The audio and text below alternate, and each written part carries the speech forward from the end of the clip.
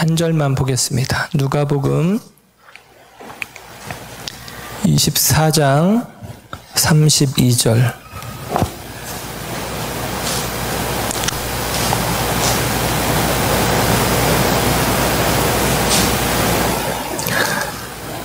누가복음 24장 32절 말씀입니다. 우리 함께 한 목소리로 합독합니다. 시작. 그들이 서로 말하되 길에서 우리에게 말씀하시고 우리에게 성경을 풀어주실 때에 우리 속에서 마음이 뜨겁지 아니하더냐 하고. 아멘. 아멘. 할렐루야. 이 시간 하나님의 사랑하심과 은혜가 저와 여러분 가운데 함께하는 줄 믿습니다. 네. 온라인으로 예배를 하기로 하고 부담이 많이 되더라고요. 왜냐하면 물론 이제 몇 분 와 계셔서 여러분들이 이 자리를 가득 채운 것으로 여기고 제가 설교를 하면 되기도 하지만 이제 온라인으로 하면서 일단은 좀 수요예배를 온라인으로 하시는 분들이 몇 분이나 되실지 모르겠지만 좀 쉽게 접근하고 그리고 좀 너무 부담스럽지 않게 온라인 앞에 서 있을 수 있도록 그렇게 생각을 했습니다. 그러면서 고민을 하면서 지난 시간까지 저는 이제 야고보서를 강해를 했고요. 새롭게 말씀을 전하면서 무엇을 할까 하다가 균형 잡힌 기독교라는 주제로 좀 몇 번의 시간을 통해서 이야기를 나누었으면 좋겠다라는 생각을 하게 되었습니다. 왜냐하면 야고보서의 내용도 그런 내용이죠. 행함이 없는 믿음은 죽은 믿음이다 해서 행함을 강조하는 것 같지만 사실은 믿음과 행함이 함께한다라는 것을 이야기하는 것인데 균형이 필요하죠. 그래서 그 균형 잡힌 그리스도인의 삶에 대해서 좀 이야기를 하길 원하고, 특별히 요즘 시대가 많이 양극화되어지는 시대 속에서 그리스도인들이 균형추의 역할을 좀 잘 감당하기를 기대하는 마음들이 있어서 이 주제를 가지고 몇 시간에 걸쳐서 이야기를 나누려고 합니다. 사람들은 저마다 자기 기질이 있어요. 그 기질을 따라서 사람들은 생각하고 추구하고 나아갑니다. 그래서 예를 들면 기질대로, 우리 교회에서 이제 기질 테스트하고 얘기도 했지만 그 기질대로 생각하고 기질대로 행동하는 경우들. 그래서 대표적으로 예를 들면 저 같은 경우는 점액질인데 안전불감증 뭐 그런 느낌이 있어요. 코로나 시대에 많은 성도님들이 마스크 쓰고 다닐 때 저는 좀 덜 쓰고 다녔죠. 네, 그런 거고. 또 예를 들면 반대로 우울질, 좀 굉장히 좀 안전제일형 그런 스타일들은 마스크를 꼭 써야 되는 거고, 마스크를 써도 KF94 뭐 그런 걸로 이제 써야 된다고. 최근에 이 확진자들이 급격하게 늘면서 저희 처남이, 그러니까 제 아내 남동생이 완전히 이 우울질 기질인 것 같아요. 그런데 연락을 해가지고 KF94로 써라 그러면서 이제 이야기를 하는 것이죠. 그런 식으로 기질을 따라서 사람들이 생각하는 것도 달라지고, 그리고 추구하고 나아가는 것도 다르고 그런 경우들이 있습니다. 그 기질 플러스 후천적으로 또 우리가 어떠한 것들을 교육받느냐, 어떤 것들을 학습받느냐에 따라서, 예를 들면 오늘 이제 주제는, 이제 균형 첫 번째 주제는 지성과 감성이라고 하는 주제인데, 어떤 이들은 지성적인 생각을 품고 어떤 이들은 감성적인 삶의 태도를 취하더라라고 이야기할 수 있을 것 같아요. 그래서 또 어떤 이들은 뭐 기질을 따라서 뭐 다음에 보겠지만 보수적인 생각을 갖기도 하고, 어떤 이들은 진보적인 생각을 갖기도 하고, 그런 식으로 우리가 생각이 나누어지고 우리들의 성향이 나누어지는 것을 볼 수가 있습니다. 성령은 우리 가운데 진리를 가르쳐 주시는 성령께서 성경을 통해서 바라기는 저와 여러분의 이 기질, 내 기질대로, 내 천성대로, 내 뜻대로라고 하는 우리들의 가치 판단의 결정 도구인 이 기질을 하나님께서 말씀으로 우리 통제해 가시기를 축복합니다. 이게 중요한 것 같아요. 우리들의 기질을 따라서 내가 원하는 방향으로 나아가는 것이 아니라 하나님께서 우리를 통제하실 수 있도록, 말씀으로 우리를 통제하실 수 있도록 말씀 앞에, 또한 성령 앞에 우리들의 삶을 내어놓는 것이 중요합니다. 복음적인 그리스도인이라고 하는 사람들 가운데 그들의 특징이라고 했지만 사실은 약점이라고 해야 될 것 같은데, 복음적 그리스도인이라고 스스로 생각하는 사람들의 특징 중에 하나는, 약점 하나는 무엇이냐면 균형을 잃어버리는 경향이 있다라는 사실입니다. 우리가 살면서 만약에 양극단을 다 볼 수 있다면 균형 잡기에 도움이 될 거예요. 양쪽 끝을 다 볼 수 있다면 균형 잡기에 도움이 될 텐데, 그런데 우리들은 한쪽으로 치우치는 경향들이 있다라는 사실입니다. 제가 오늘부터 말씀드릴 내용은 이제 존 스토트 목사님의 이 균형 잡힌 기독교라고 하는 책을 통해서 이야기한 것을 중심으로 제가 이야기를 나누려고 하는 생각을 갖고 있습니다.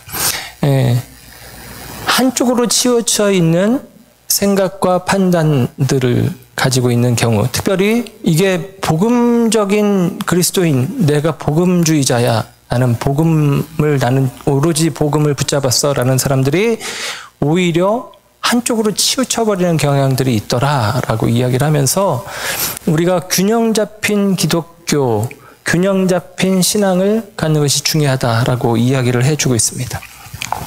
오늘 양극화와 관련되어진 이 양극화의 문제와 관련되어서 이성과 감성의 부분을 이야기하는데, 이성적인 사람에 대해서 우리는 이런 생각을 할 때가 있죠. 참 사람이 차갑구나라고 느껴집니다.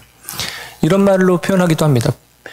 바늘로 찔러도 피 한 방울 안 날 사람, 이렇게 이야기하기도 하죠. 차가운 인상을 받게 돼요. 반면에 감성에 치우친 사람은 그런 이야기를 듣기도 합니다. 너는 도대체 생각이 있냐 없냐, 너 뇌가 있냐 없냐, 예를 들면 그런 이야기를 하기도 하죠. 그렇게 우리가 한쪽에 치우쳐 있는 나랑 다른 사람들에 대해서 우리는 불편한 생각들을 갖게 되어집니다.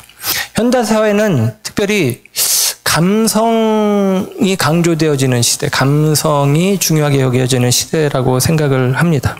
사람들은 생각하기를 싫어해요. 저도 그래요. 저도 집에 가면 TV를 만약에 보면 그냥 요즘에는 버라이어티 쇼라고 표현하죠. 그래서 그냥 웃고 즐기면 1시간 가는 그런 프로 봅니다. 왜냐하면 그 전에 머리를 한참 썼잖아요. 예배 준비한다, 설교 준비한다면서 막 신경을 썼으니까 집에 가면은 그냥 신경 쓰기 싫은 거예요. 생각하기 싫은 거예요. 그런데 현대사회가 그런 특성들을 가지고 있죠. 생각하기 싫어하고 그냥 감성적으로, 감각적으로 내게 주어지는 그 감각적인 기쁨, 즐거움을 추구하는 그런 경향들이 있습니다. 그래서 이 현대사회를 표현할 때 포스트 모더니즘 시대다, 그런 표현을 합니다. 포스트 모더니즘 시대. 이 말은 이제 1960년대에 이제 나오기 시작한 말인데, 신학에서도 굉장히 중요하게 다루는 표현 중에 하나예요. 이 포스트 모더니즘이라고 하는 얘기는 이 말 안에 이제 그 뜻이 담겨 있는데, 포스트라는 얘기는 이후라는 얘기고, 모더니즘이라는 얘기는 현대 혹은 근대라는 이야기입니다. 현세 혹은 근세. 그러니까 현대 이후, 근대 이후, 그런 개념인 거예요. 그럼 여기서 말하는 모던, 현대가 언제냐? 지금 21세기인데 21세기냐? 아니면 20세기 중간에 한 얘기니까 20세기냐? 아닙니다. 21세기도 20세기도 아니고 19세기냐? 19세기도 아닙니다. 18세기예요. 포스트 모더니즘에서 모더니즘의 모던이라고 하는 그때의 현대의 개념은 18세기를 이야기를 하는 거예요. 18세기에는 중세시대가 끝나고 이제 이른바 계몽주의라고 하는 시대가 도래하는 때입니다. 그래서 자연과학이 발전하고 이에 따라서 사회과학이 발달하게 되어졌어요. 사람들이 이 계몽주의 시대의 중심은 이성이 되어지는 거예요. 이성이 가장 중요한 것으로 이제 여겨지는 것입니다. 그러니까 이성시대, 이성의 시대인 모더니즘 시대를 지나서 이후의 시대니까 이성이 아닌 다른 무엇이겠죠. 다른 무엇이냐? 감성을 이야기하는 거예요. 감성. 그 감성의 시대가 왔다라고 생각을 하는 것입니다. 왜냐하면 포스트 모더니즘이 온 이유는 이런 거예요. 예를 들면 자연 과학이 발전하고 사회과학이 발전하고 하면서 인류 문명이 크게 발전합니다. 산업화가 이루어지고요. 사람들은 기대를 하게 되었어요. 와, 우리가 이제 유토피아, 행복한 세상을 만나게 되었구나라고 생각을 했습니다. 그런데 기대와 다르게 1차 이제 20세기 초죠. 1차 세계대전이 2차 세계대전이 일어나게 되어집니다. 그래서 사람들은 아니 이성이 더 발전하고 극도로 발전한 시대에 우리가 있는데 왜 이 시대에 이런 전쟁이 끔찍한 전쟁이 있는 거야? 우리가 이 이성이라고 하는 것을 믿어도 되는 거야? 라고 하는 생각이 드는 것이죠. 그리고 이성에 대한 의심이 들기 시작합니다. 이성이 우리를 행복하게 해줄 것이다 라고 하는 기대가 꺾이기 시작해요. 그리고 나서 포스트 모더니즘이라고 하는 시대가 왔다라고 합니다. 계몽주의는 이른바 이성은 이런 것들이 강조되어져. 이런 덕목들이 통일, 질서, 원칙, 도덕, 윤리 그런 것들이 강조되어집니다. 반면에 감성의 시대, 포스트 모더니즘 시대에는 통일 싫어요. 다양함 이게 좋다는 거죠. 질서 싫어요. 무질서 그게 좋죠. 원칙 이런 걸 싫죠. 파격 이런 걸 좋아합니다. 그래서 전혀 다른 양상으로 가죠.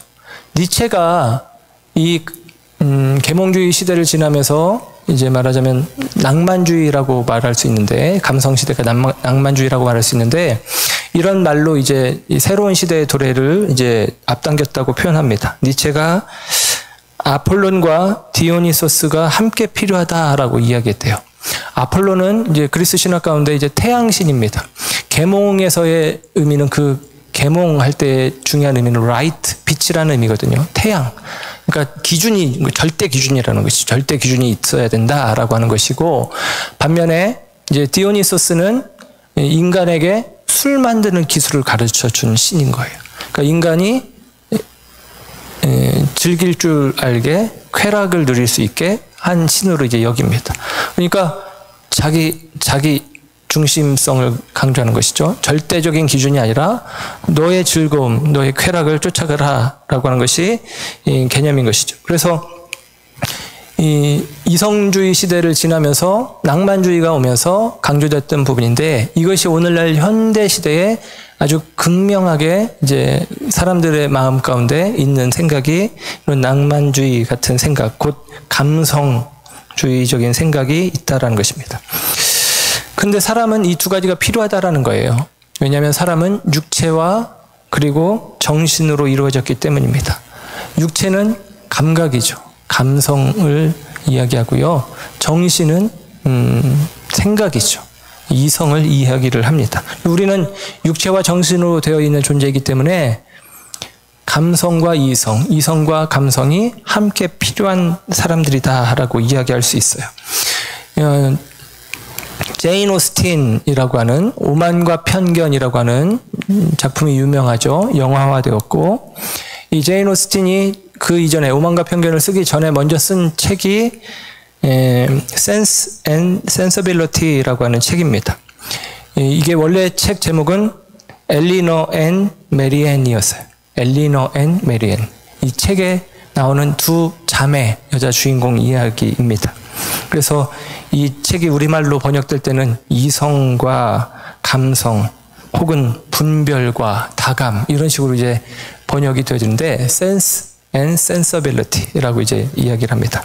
근데 이렇게 이성과 감성이 함께 이야기되는 책을 쓴 이 시기가 1811년 그러니까 18세기에서 19세기로 넘어가는 시기에 제인 오스틴이 이성의 극치, 지성주의, 계몽주의 그리고 감성의 극치, 낭만주의 사이에서 중간에서 두 가지 입장을 다 이렇게 잘 믹싱해 놓은 책이라고 볼 수 있는 게 이제 Sense and Sensibility라고 하는 책입니다. 센스는 예를 들면 이성을 이야기하는 거예요. 이성, 절제, 사회적 책임감, 타인을 배려하는 것 그런 것들. Sensibility는 감정, 자발적인 행동, 충동적인 그리고 열정적인 그런 의미들을 갖고 있습니다. 그래서 언니인 엘리너가 센스 역할을 하고 동생인 메리앤이 센서빌리티 역할을 하는 거예요. 그러니까 언니는 이성적인 거예요. 특히나 우리나라도 그렇잖아요. 마지들은 자기 욕구대로 하지 않고 조금 이렇게 생각을 하잖아요. 그런 것처럼 엘리너는 그렇습니다. 그래서 엘리너는 마음에 드는 남자가 있었어요. 에드워드라는 남자가 있었는데 그에게 자기의 그 감정, 좋아하는 감정을 표현하지 못합니다. 왜냐하면 에드워드는 약혼한 여자가 있었거든요. 그래서 감정을 제대로 표현하지 못하는데 나중에 결국에는 이 에드워드와 결혼하게 돼요.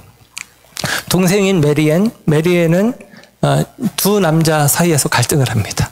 예, 그러니까 뭐 자기가 좋은 것 지멋대로죠. 충동적이죠.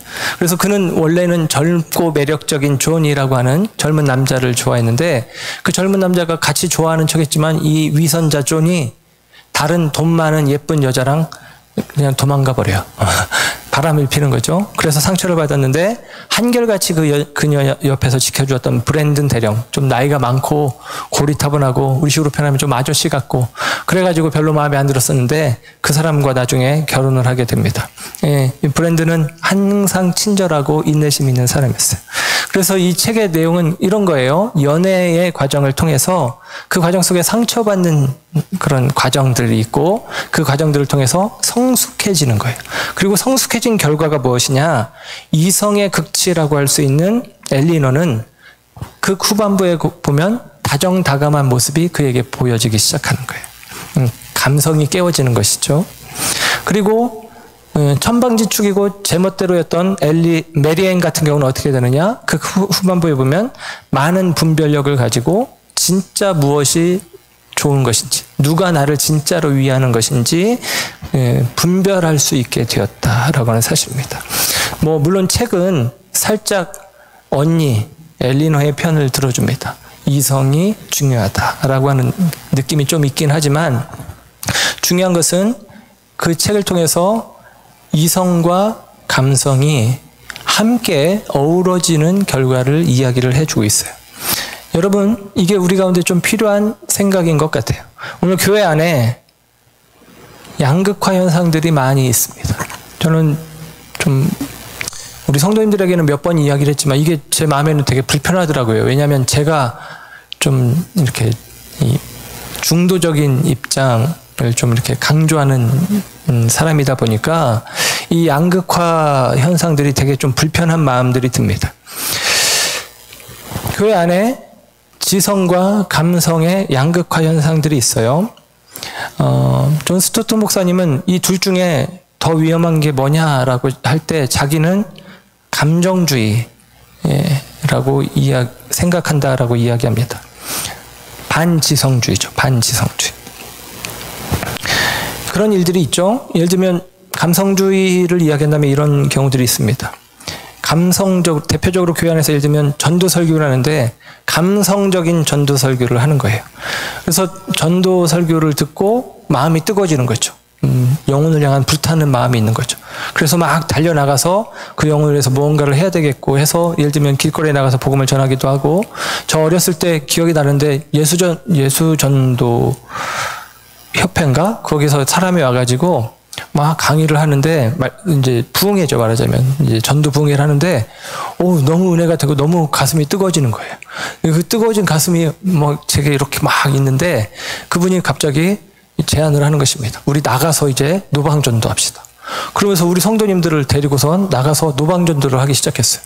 그리고 큰 북 하나 들고 북 막 앞에도 치고 우리는 따라가면서 뭘 따라했냐면 예수 천당 불신지옥 예수 천당 불신지옥 하면서 이제 가는데 중요한 거는 우리 동네가 시골 동네고 다 이웃집이 그 동네 그 사람이 다 아는 사람이고 근데 거기서 갑자기 평소에 제가 교회를 다니긴 했지만 열심히 다니긴 했지만 아이들에게 교회 좀 가자 예수 믿어야 된다 그런 얘기를 한 번도 해본 사람이 아닌데 그냥 갑자기 예수 천당 불신지옥 예수 천당 불신지옥 그러면서 북을 치면서 막 가는데 그 뜨거워졌던 마음이 전도를 하면서 더 뜨거워지는 게 아니라 그때 이걸 왜 하고 있지라는 생각들이 제 마음 가운데 있더라고요.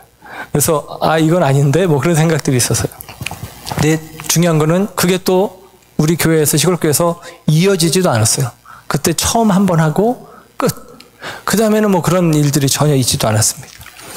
여러분 뭐예요? 그게 정말로 우리의 가슴을 뜨겁게 하는 전도 설교인가요? 그렇게 우리의 가슴이 뜨거워지면 뜨거워진 대로 그냥 가서 듣는 사람들이 어떻게 불편해하든 말든, 예를 들면 우리 때로 그런 이야기 듣잖아요. 뭐 지하철에서, 뭐 서울역 앞에서.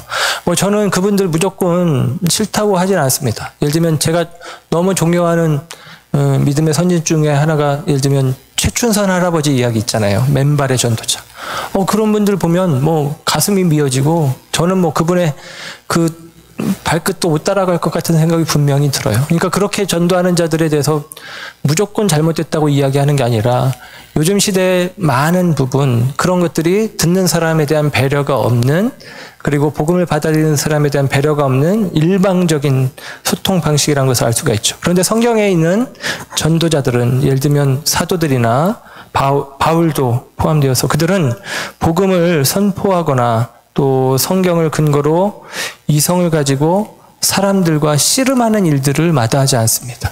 이성적으로 복음을 변증해내고, 복음을 가지고 설명해내고 설득해내는 일들을, 특히나 바울의 글들을 보면 그런 글들이 많이 있단 말이에요. 그런데 우리는 그런 것들에 대해서는 전혀 눈 감은 채 그냥 뜨거운 마음 가지고 가서 하기만 하면 된다는 생각. 물론 우리나라 복음 초기에, 기독교 선교 초기에는 그것들이 잘 통했다는 이야기를 우리도 알고 있지만, 오늘날은 그런 것들이 잘 통하지 않는다는 것을 우리가 알고 있기도 하죠. 하나님께서는 우리들을 이성적인 존재로 창조하셨습니다. 왜냐하면 하나님이 이성적인 하나님이시기 때문이죠. 그러니까 우리가 이성은 교회에서 배우 중요한 게 아니야. 이성을 만약에 부인한다면 그것은 우리의 인간성 자체가 부인되어지는 상황이 되어지는 거예요. 시편 32편 9절에 이렇게 말합니다. 너희는 무지한 말이나 노새같이 되지 말지어다. 그럽니다. 무지한 말, 무지한 노새처럼 되지 말아라. 시편 94편 8절, 백성 중에 어리석은 자들아 너희는 생각하라. 무지한 자들아 너희가 언제나 지혜로울까. 야, 생각 좀 해라. 지혜로워라. 라고 이야기합니다. 고린도전서 14장 2절, 지혜는 장성한 사람이 되라. 그럽니다. 지혜에 장성한 사람이 되라. 라는 것이죠. 시편 9편 10절에도 이런 말씀이 있어요. 여호와여 주의 이름을 아는 자는 주를 의지하오리니. 그럽니다. 여호와를 아는 자, 여호와의 이름을 아는 자는 주를 의지한다. 여러분, 그리스도인들의 믿음, 그 믿음은 하나님의 성품을 신뢰할 만한 것이라고 여길 때, 그러니까 하나님의 성품을 신뢰할 만한 것으로, 지식으로 우리가 받아들일 때 우리는 믿음으로 반응하는 거예요. 이게 중요해요, 굉장히. 내가 하나님을 신뢰할 만한 것으로 그렇게 여길 때, 지식이 내게 들어올 때, 이 뭐 지식이라고 하니까 좀 거부감이 있을 수 있으니까 좀 다른 표현으로 얘기하면 깨달음이 있을 때, 그때 믿음이라고 하는 것이 우리에게서 나가는 것이죠. 이사야 26장 3절도 이렇게 이야기를 합니다. 주께서 심지가 견고한 자를 평강하고 평강하도록 지키시리니 이는 그가 주를 신뢰함이니이다. 그럽니다. 하나님을 신뢰하는 것, 하나님을 믿는 것, 그것과 심지가 견고한 것을 같은 것으로 이야기를 해요. 그러니까 심지가 견고하다는 의미를 해석하면 이런 거예요. 하나님을 향해서 지식이 고정되어 있는 거예요. 하나님을 향해서 생각이 고정되어 있는 거예요. 이게 심지가 견고하다라는 말이에요. 그러니까 여러분, 하나님을 향한 믿음이 누가 있느냐? 하나님을 향해 지식을 견고하게 가지고 있는 사람, 하나님을 향해 생각을 온전히 두고 있는 사람, 하나님의 이름에 대한 합당한 이해와 깨달음으로 지식으로 갖고 있는 사람이 하나님을 의뢰하는, 곧 의뢰한다는 얘기는 맡긴다는 얘기고, 믿는다는 얘기도 맡긴다는 얘기예요. 믿는다는 얘기는 나를 던진다는 얘기거든요. 내가 너를 믿는다는 얘기는 나를 너한테 내어 던진다라는 의미예요. 그러니까 내가 하나님을 알아야 그에게 던질 수 있는 거죠. 그런 개념으로 설명을 하고 있습니다. 존 웨슬리 목사님도 같은 이야기를 했어요. 존 웨슬리 목사님도 이성을 거부하는 것은 기독교를 거부하는 것이다. 기독교와 이성은 함께 하는 것이며 모든 비이성적인 기독교는 거짓된 기독교라는 것이 근본적인 원리다. 그럽니다. 이성은 거부할 수 없다. 기독교는 이성과 함께한다라고 이야기를 합니다. 그러니까 여러분 지나친 감성주의, 우리가 그냥 열광주의, 뭐 체험주의, 이것들이 교회 안에서 쓰여지는 표현일 텐데 그것들은 사실은 한쪽으로 치우쳐진 모습이다라고 이야기를 하고 있습니다. 오늘날은 아까 포스트 모더니즘 시대, 감성주의 시대라고 했어요. 바꾸어 반지성주의 시대죠. 반지성주의 시대 속에서 우리가 예를 들면 세상의 가치를 그대로 끌어안으면 세속적인 그리스도인이 됩니다. 예를 들면 우리가 세속적인 그리스도인 그러면 우리는 쉽게 이런 생각을 해요. 세속적인 그리스도인, 술 먹고 담배 피고 놀 거 놀고 뭐 그런 식으로 생각을 합니다. 근데 여러분 세속적인 그리스도인이란 말이 단지 술 담배 하는 사람, 그런 사람들을 이야기하는 게 아니에요. 세속적이란 얘기는, 이 세속이란 얘기는 그 시대의 정신이라는 거예요. 시대 정신을 따라가는 사람이 세속주의자인 거예요. 근데 오늘날의 시대 정신이 어떤 시대 정신이냐? 포스트 모더니즘 시대. 이성을 배제하고 자기의 감성을 존중하는, 그러니까 자기 선택, 자기 결정, 자기 중심성이 강조되어지는 시대죠. 그러니까 우리가 이 시대의 정신을 따라가는 게 세속화되었다라고 이야기할 수 있을 것입니다. 그러므로 여러분, 저와 여러분에게 필요한 것이 있어요. 생각하는 훈련이 필요합니다. 우리 가운데 이 균형을 잡기 위해서 이 감성주의가 가득한 이 세상 속에서, 이 시대 속에서 생각하는 훈련을 우리가 하는 게 중요해요.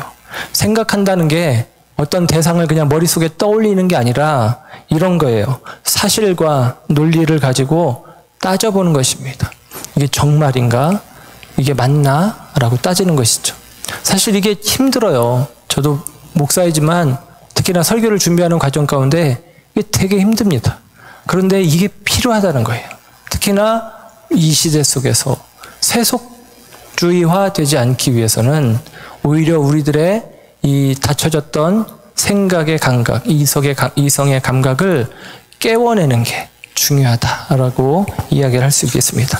반면에 그러면 또 다른 위험이 있는데 그것은 반대편에 있는 것이겠죠. 지성주의인데 초지성주의라고 이야기를 합니다. 초지성주의. 초지성주의. 피 한 방울 안 날 것 같은, 메마르고 생명력 없는 그런 딱딱한 사람. 그게 바로 초지성주의자라고 이야기할 수 있겠네요. 그런 사람들은 일반적으로 이렇습니다. 정통에 대해서 아주 배타적으로 집착하는 경우들이 있어요. 절대 바뀌지 않아야 되는, 고수해야 되는 그것들을 너무나 강하게 붙잡고 있는 것이죠. 그런 경우들이 있습니다. 성경은 우리에게 이렇게 권고해요. 빌립보서 3장 8절에 보면 내 주 그리스도 예수를 아는 지식이 가장 고상하다. 지식이 중요하다는 거예요. 그런데 거기서 멈추지 않고 베드로전서 1장 8절에는 이런 말씀도 있습니다. 말할 수 없는 영광스러운 즐거움으로 기뻐하니, 그럽니다. 말할 수 없는 영광스러운 즐거움으로 기뻐한다. 여러분, 우리는 아는 게 중요해요. 그런데 성경은 아는 것, 지식만 이야기하고 지성만 이야기하는 게 아니라 말할 수 없는 즐거움으로 기뻐하는, 영광스러운 즐거움으로 기뻐하는 그 감성에 대해서도 이야기를 합니다. 그래서 성경은 균형이 잡혀 있어요. 말하자면 우리는 이성적인 존재인 동시에 감성적인 존재임을 성경은 이야기를 해주고 있습니다.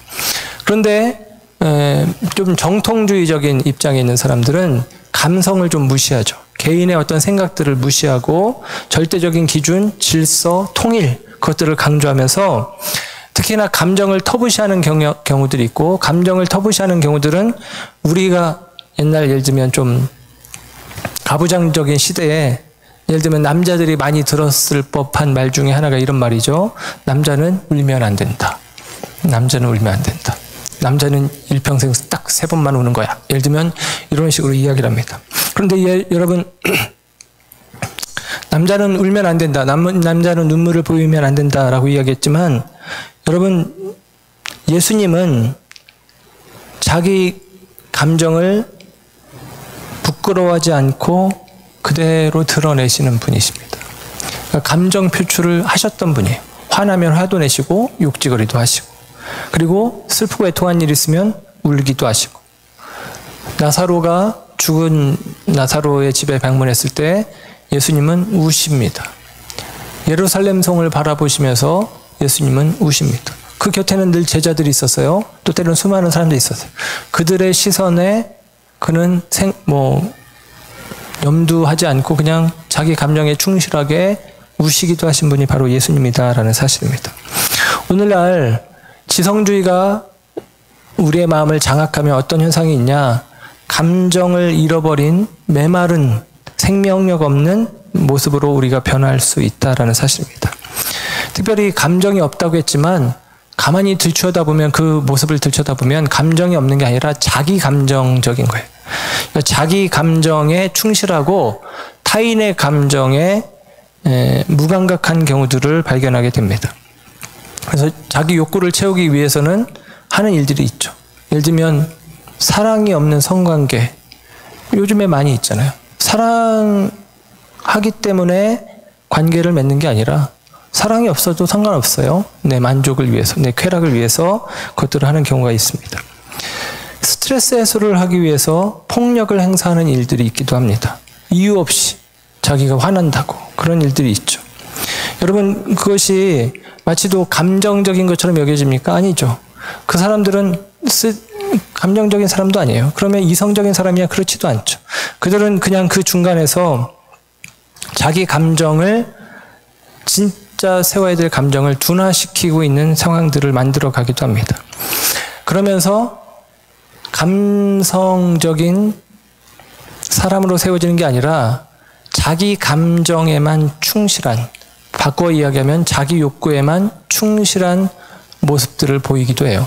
이게 이성적이라고 이야기하는 사람들의 행태이기도 합니다. 굉장히 이성적이고 굉장히 판단력 있고 한 것처럼 여겨지는 사람들이 그 실상을 들여다볼 때 그런 모습들이 많이 나타나기도 한다라는 것이죠. 그래서 존 스토트 목사님은 어쨌거나 이런 두 가지 양극단의 폐해에 대해서 설명을 하고 이렇게 이야기를 합니다. 이것이 조화를 이루어야 된다. 이것이 결합되어야 한다라고 이야기를 합니다. 오늘 우리가 읽은 본문의 말씀이 기독교인들이 이 두 가지 지성과 감성을 함께 품을 수 있는 어떤 근거가 되는 말씀이라고 생각합니다. 오늘 누가복음 24장 32절의 말씀을 보았는데요. 그들이 서로 말하되 길에서 우리에게 말씀하시고 우리에게 성경을 풀어주실 때에 우리 속에서 마음이 뜨겁지 아니하더냐 그럽니다. 여러분 보세요. 예수님께서 부활하시고 나서 이 예수님이 부활했다는 이야기는 들었지만 부활하신 예수님을 만나지 못했던 두 명의 제자가 엠마오로 가는 길에 누군지 모르는 사람이 동행합니다. 예수님이었는데 예수님인지 몰랐어요. 그리고 어떤 얘기를 하고 있었냐면 성경의 이야기, 예수님에 관한 이야기들을 하고 있었는데 그가 곧 예수님이죠. 그가 물으시고 그리고 이야기를 나누면서 설명을 해 주시기 시작합니다. 그러다가 이분의 설명이 너무 좋아서 그들이 원하는 목적지에 도달한 다음에 요청을 해요. 가지 말고 음식을 잡수시고 가세요. 그래서 머뭅니다. 그리고 그분에게 음식을 대접했어요. 음식을 먹었다는 얘기예요. 음식을 먹었으니까 진짜 부활한 거죠. 그런데 그 예수님이 음식을 드시고 나서 우리 이렇게 표현 맞나? 귀신처럼 사라져버린 거예요. 그리고 나서 오늘 이 말씀이 있는 것입니다. 아, 예수님이었구나. 그분이 예수님이었구나. 깨닫고 나서 이 말씀이 있는데요. 그들이 말하기를 길에서 우리에게 말씀하시고 우리에게 성경을 풀어주실 때 우리 속에서 마음이 뜨겁지 아니하더냐 그럽니다. 우리 그때 마음이 뜨거웠었는데 라고 이야기하는 거죠. 근데 언제? 성경을 풀어주실 때. 내 마음이 뜨거웠는데 언제? 성경을 풀어주실 때. 성경을 풀어주실 때. 여러분 이것이 균형 잡힌 기독교가 특별히 이성과 감성이라는 양극단의 한쪽으로는 지극히 너무나 극단적으로 이성적이고 혹은 극단적으로 감성적인 많은 이 그리스도인들이 이 균형을 잃고 흔들리고 있는 우리들에게 들려주는 이야기입니다. 그 말씀을, 그 성경을 풀어주었을 때 우리의 마음이 뜨거워졌다라는 것이죠. 여러분 진리만큼 우리의 마음을 뜨겁게 하는 것은 없습니다. 진리만큼 우리의 마음을 뜨겁게 하는 것은 없어요. 하나님의 진리에 대한 새로운 비전이 우리에게 열리게 되면 그저 우리는 바라보고 있을 수만은 없습니다. 진리가 보이면, 진리를 알게 되면, 진리를 만나게 되면 가만히 있을 수 없다라는 거예요. 우리는 그 진리를 만나게 되면 때로는 우리 속에서 이런 현상들이 일어나는 것이죠. 후회하거나 회개하는 마음이 일어나거나 분노하거나 사랑하거나 경배하거나 어떤 식으로든 반응이 일어날 수밖에 없다라는 사실입니다. 여러분, 이 반응이 우리 가운데 일어나는 거예요. 언제? 진리를 알게 되었을 때. 이성적인 우리들의 감각기관을 통해서 깨닫게 되었을 때 우리 안에 있는 또 다른 감각인 감성이 깨어나는 것입니다. 그래서 우리의 마음이 뜨거워지는 거예요. 역대상 15장 29절에 보면 다윗이 여호와의 언약궤를 다윗성에 가져왔을 때 다윗이 춤을 추죠. 그리고 옷이 벗겨집니다. 그것을 보고 그의 아내 사울의 딸이었던 미갈이 우습게 보죠. 역대상 15장 29절에 여호와의 언약궤가 다윗성으로 들어올 때에 사울의 딸 미갈이 창으로 내다보다가 다윗 왕이 춤추며 뛰노는 것을 보고 그 마음에 업신여겼더라 그럽니다. 다윗 왕은 언약궤, 하나님의 임재죠. 바꿔 말하면 언약궤는 다른 말로 법궤예요. 말씀입니다. 말씀을 상징하는 거예요. 그 말씀이 주어졌을 때, 말씀이 그의 삶 가운데 함께하게 되었을 때 다윗은 기뻐 춤을 춥니다. 그의 잠자던 감성이 깨어나서 그의 옷이 벗겨지도록 춤을 추는 거예요. 근데 미갈은 말씀이 깨달아지지 않아요. 이 언약궤가 그의 인생 가운데 중요하지 않습니다. 그 언약궤의 가치, 깨달음의 가치, 하나님의 말씀의 가치가 그의 마음 가운데 깨달아지지 않으니까 그는 춤을 추는 다윗을 비웃는 것입니다. 그 감성을, 그 감격을, 그 열정을 그는 이해하지 못한다라고 하는 사실입니다. 사랑하는 여러분, 저와 여러분 가운데 우리 가운데 이 두 양극단에서 우리는 이 두 가지를 함께 취할 수 있습니다. 로이드 존스 목사님이 우리 신학생들에게는 이제 신학생들에게는 이제 굉장히 유명한 말씀 중에 하나인데 이런 이야기를 합니다. 설교란 무엇이냐? 그것은 불붙은 논리다. 웅변적인 이성이다. 그럽니다. 이게 무슨 같은가? 그렇게 물어요. 불붙은 논리. 논리는 차가워야 되거든요.